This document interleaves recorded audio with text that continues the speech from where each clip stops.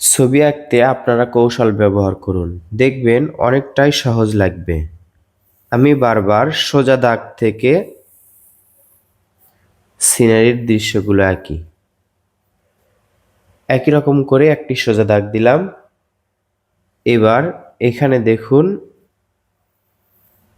V, V letter. আবার দেখুন এখানে একটি ত্রিভুজের মতো। আবার দেখুন এখানেও একটি ত্রিভুজের মতো।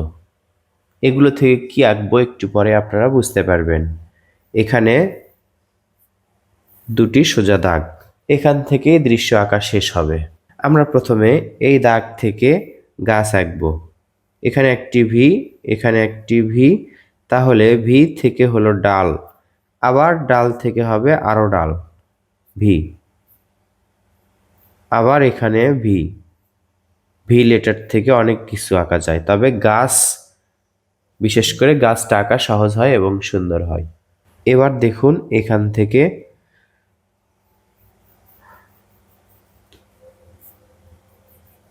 আমরা গাছ আঁকছি।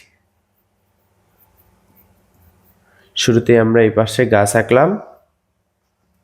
এবার এখান থেকে এদিকে একটা দাগ দিব, এদিকে একটা দাগ, তাহলে এটা হচ্ছে একটি ঘরের চালা। কঠিন করে দৃশ্য আঁকার প্রয়োজন নেই। আশা করছি এইটুকু আপনারা খুব ইজিলি আঁকতে পারবেন। সবগুলো দাগ সোজাসুজি আমরা মিলে দিচ্ছি।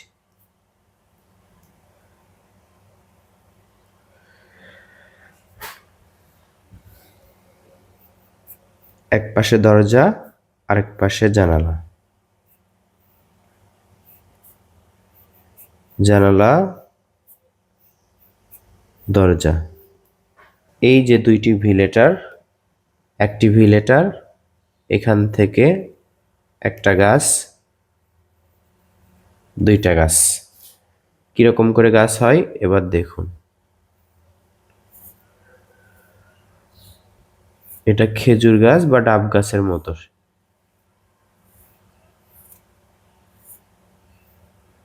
এভাবে আঁকার পর এগুলোতে দাগ দিতে হবে। যদি রং করেন তাহলে দাগ দেওয়ার প্রয়োজন নেই। রং করার পর আপনি পেন্সিল দিয়ে বা সাইন পেন দিয়ে দাগ দিতে পারেন। আমি শুধু পেন্সিল ড্রয়িং করছি এটা, এজন্য এভাবেই শুধু দাগ দিবেন। শুরুতে বেশি বেশি পেন্সিল ড্রয়িং করবেন।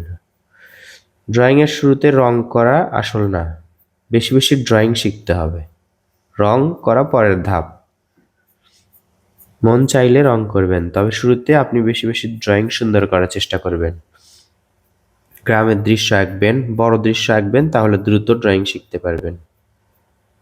অবসর সময়ে আঁকুন, যখন ভালো লাগে তখন ড্রয়িং করবেন। জোর করে ড্রয়িং করা উচিত নয়। ইচ্ছার বিরুদ্ধে শখের জিনিসগুলো করা ঠিক না। অল্প আঁকুন যখন মন ভালো থাকে। এই সময় বেশিরভাগ বাবা মারা সন্তানের হাতে ফোন তুলে দিচ্ছে। আপনারা আপনার প্রিয় সন্তানদের মেধা বিকাশে ছবি আঁকতে দিন, তাদেরকে ছবি আঁকার স্বাধীনতা দিন। ভালো কিছু শিখবে, আশা করছি এটাই। আমরা ডাব গাছের এগুলোতে দাগ দিচ্ছি, একটা এদিক থেকে একটা ওই দিক থেকে। চাইলেই দ্রুত আঁকা যায়, কিন্তু আপনারা দ্রুত আঁকবেন না। ভিডিওটি ছোট করার জন্য আমি একটু দ্রুত দেখাই। এবার এখান থেকে এইভাবে একটি দাগ দিবেন ঢেউ করে। আবার দেখুন এখান থেকে এই যে ঢেউ করে দাগ দিচ্ছি, এটাই হচ্ছে রাস্তা, বড় রাস্তা। এবার দেখুন এখান থেকে 1 2 3 4 5 এভাবে করে কিছু দাগ আঁকবেন। আমরা একটু ঘন করে আঁকলাম, সোজা দাগ দিলাম। এটা খুব সহজ হবে আশা করছি। দূরে যত যাবে দাগগুলো কিন্তু তত ছোট হবে। দেখুন সামনের দিকের গুলো বড়, দূরের গুলো ছোট। কাছের গুলো বড়, দূরের গুলো ছোট। এখান থেকে সোজা দাগ একটু ভাঁজ করে দিবেন, তাহলেই দেখুন বেড়া বা ঘিরা আঁকা হলো, রাস্তার এক পাশে ঘিরে দেওয়া হলো। এবার এখান থেকেই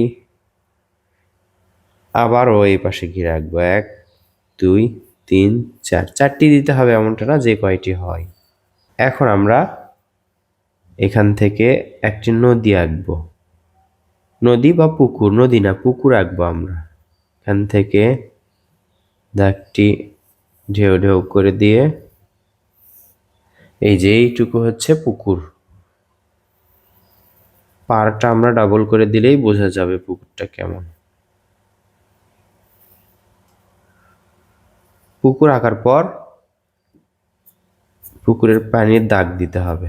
যদি রং করেন, পানির রং করলেই বোঝা যাচ্ছে, কিন্তু পেন্সিল ড্রয়িংয়ে এগুলো বুঝে দিতে হবে।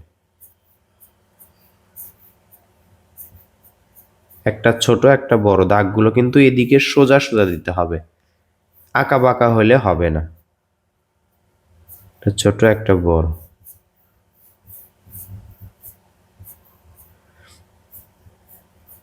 চাইলে আপনি এই নদীর মাঝে, এই পুকুরের মাঝে 2-1টি শাপলা ফুল বা পাড়ে একটু ঘাস আঁকতে পারেন।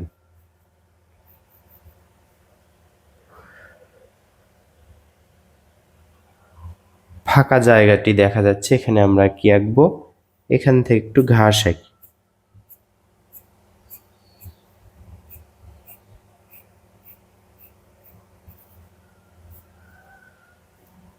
এখানে একটু ঘাস আঁকবো। এই ঘাসগুলো আঁকা সহজ এবং ভালো লাগে আঁকতে।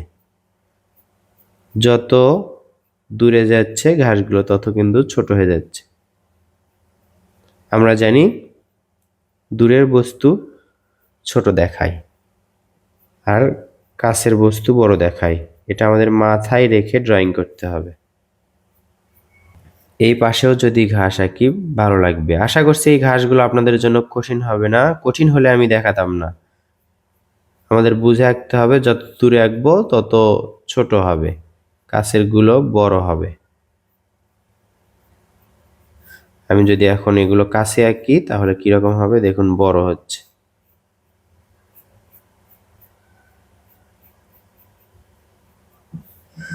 মনোযোগ দিয়ে আঁকলে ছবি আঁকা সুন্দর হয়।